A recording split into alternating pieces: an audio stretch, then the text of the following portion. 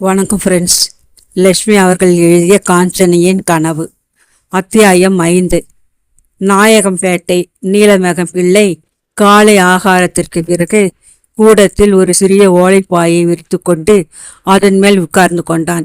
காஞ்சனா, காஞ்சனா என அவன் உரத்து கூப்பிட்டதும் உள்ளே இருந்து காஞ்சனை ஓடி வந்தாள். தாத்தா, நீங்க கூப்பிடுவீங்கன்னு தெரியும், இது தானே வேணும் என்று சிரித்து கொண்டே அலமாரி நின்று தூக்க முடியாத ஒரு பெரிய புஸ்தகத்தையும் மூக்கு கண்ணாடி கூட்டையும் கொண்டு வந்து அவன் கையில் கொடுத்தாள்.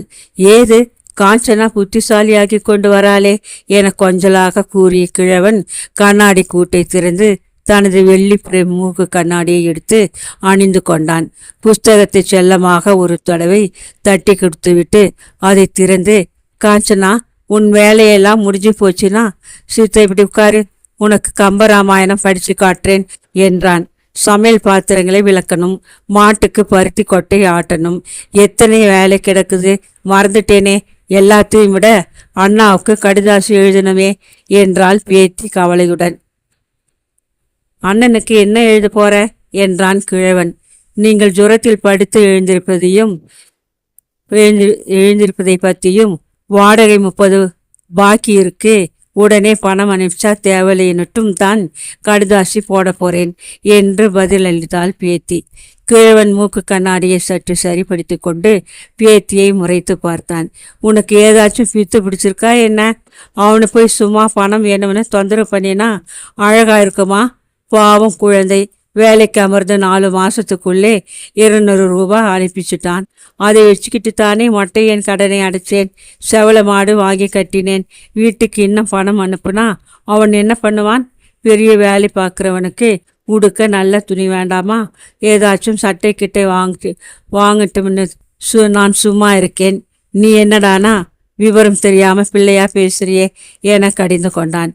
அப்படின்னா நான் சொல்றதையாவது கேளுங்க தாத்தா, என் காது தோட்டை விற்று வாடகை கடனை அடிச்சுடுங்க.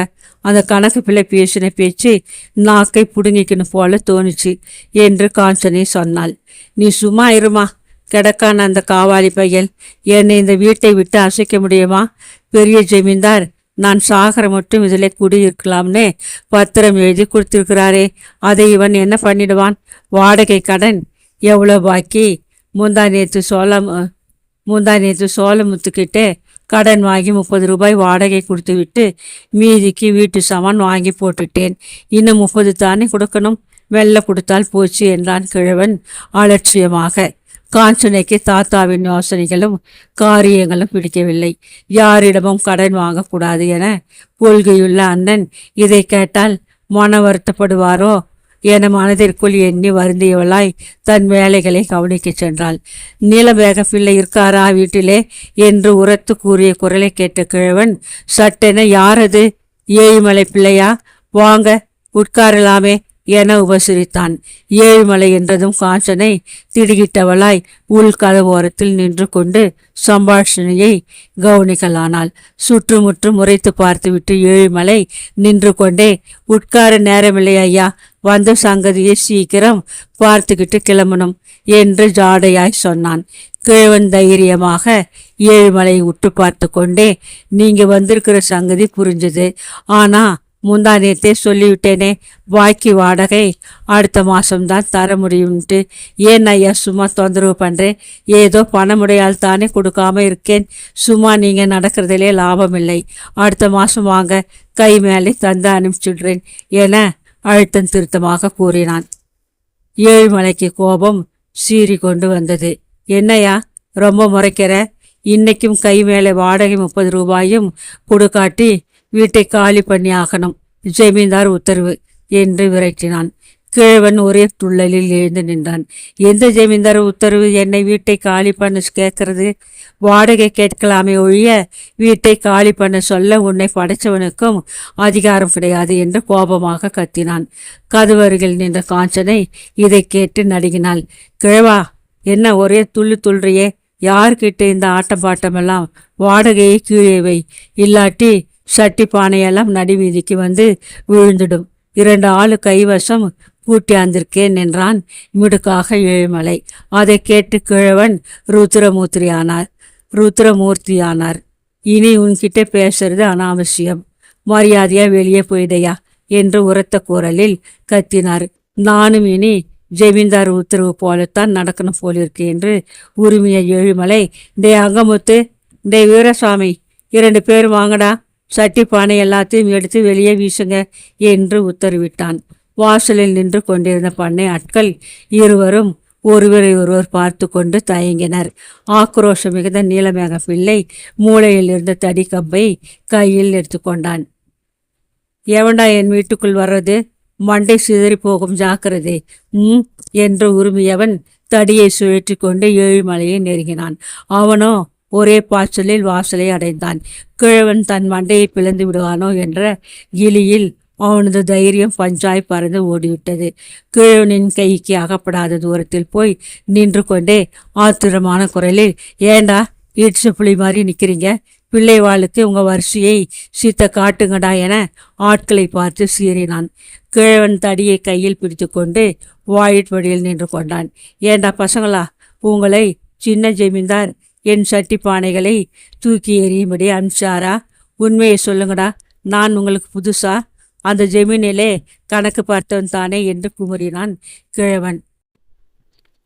பண்ணையாட்கள் பரிதாபமாக ஒருவரை ஒருவர் பார்த்து கொண்டு நின்றனர். ஏழுமலை ஆத்திரத்துடன் பல்லை கடித்து, ஏண்டா ஆடு திருடின கள்ளன்களாட்டம் முழிக்கிறீங்க, வேலையை பாருங்கடா என்று கர்ஜித்தான். சரி, நீங்க நுழையுங்க, என்ன நடக்கிறதுன்னு பார்த்துடலாம் என கிழவன் வீரபானா தடியை அவர்களை நோக்கி சுழற்றினான். சாமி, கோச்சிக்காதீங்க, ஜமீன்தார் உத்தரவுன்னு கணக்கு பிள்ளை தான் சொன்னார். இருந்தாலும் சாமி, உங்கள் வீட்டிலே நாங்கள் நுழைய மாட்டோம்.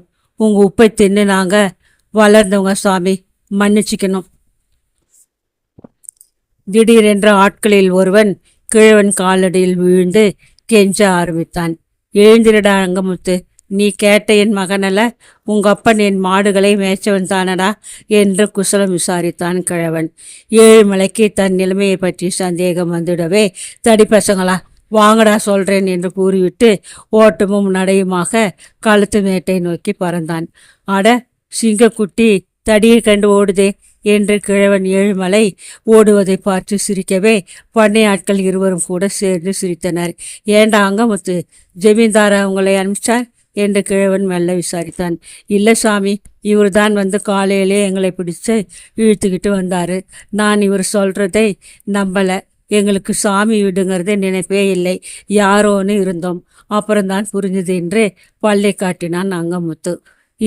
இதே வந்துட்டேன், இருங்கடா பசங்களா என கிழவன் உத்தரவிட்டு விட்டு உள்ளே வந்தான். கதவோடு கதவாய் பயத்திலே ஒட்டி கொண்டிருந்த காஞ்சனின் கண்களில் கண்ணீர் வெள்ளம் வழிந்தோடி கொண்டிருந்தது. தாத்தாவை கண்டு அவள் வாய்விட்டு அழ ஆரம்பித்தாள். இதென்னமா இது, இதுக்கெல்லாம் அழுதுகிட்டு என்று கிழவன் கடிந்து கொண்டான்.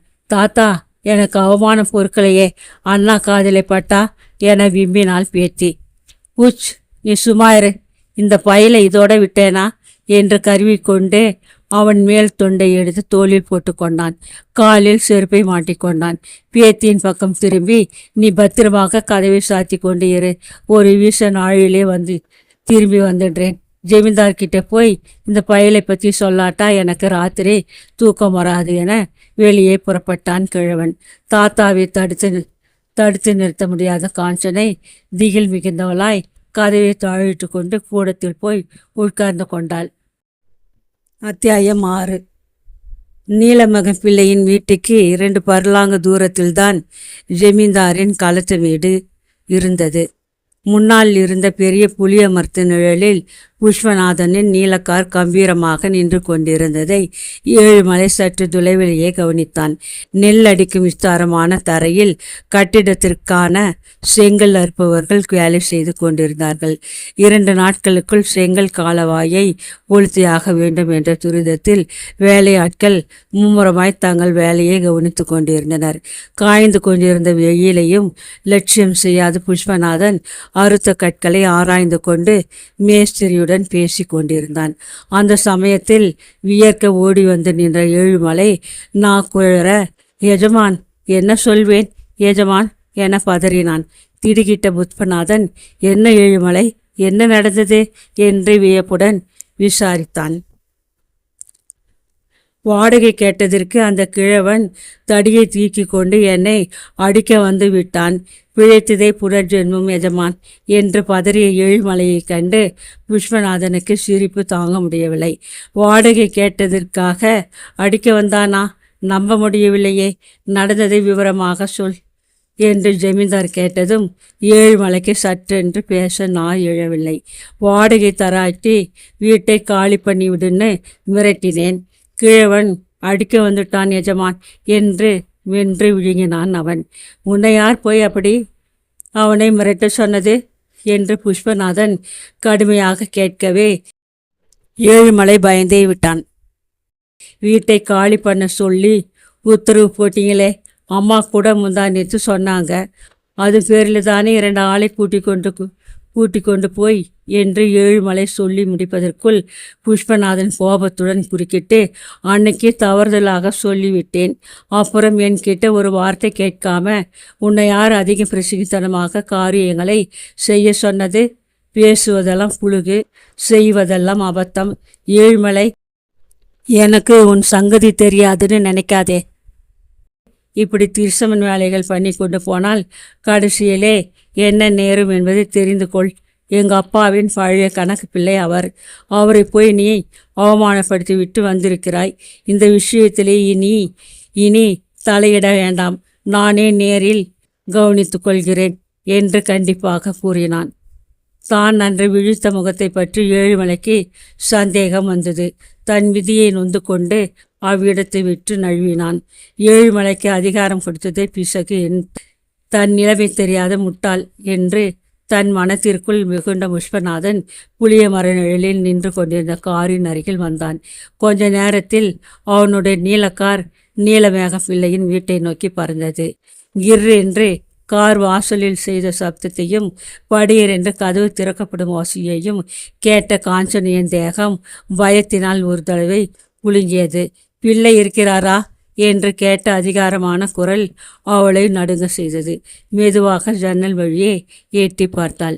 மெல்ல வீசும் காற்றிலே அசைந்து கொண்டிருந்த சில்க் ஷர்ட், தோளின் மீது அலட்சியமாய் போட்டிருந்த சரிகை அங்கவஸ்திரம், கண்களை மறைக்கவே அணிந்தது போன்ற கருப்பு ஃப்ரேம் கண்ணாடி.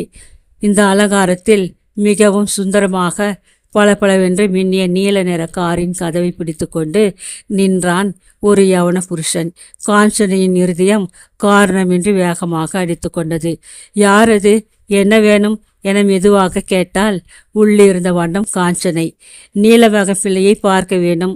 இங்கே சற்று முன் கணக்கு பிள்ளை வந்திருந்தாரே, ஏதாவது சொன்னாரான்னு தெரிந்து கொண்டு போக வந்தேன் என்றார் புஷ்பநாதன். காஞ்சனை உள்ளிருந்தபடியே மிக்க தைரியமாக, நீங்க யார் என்று கேட்டாள். நான் ஜெமீனிலிருந்து வந்திருக்கிறேன்.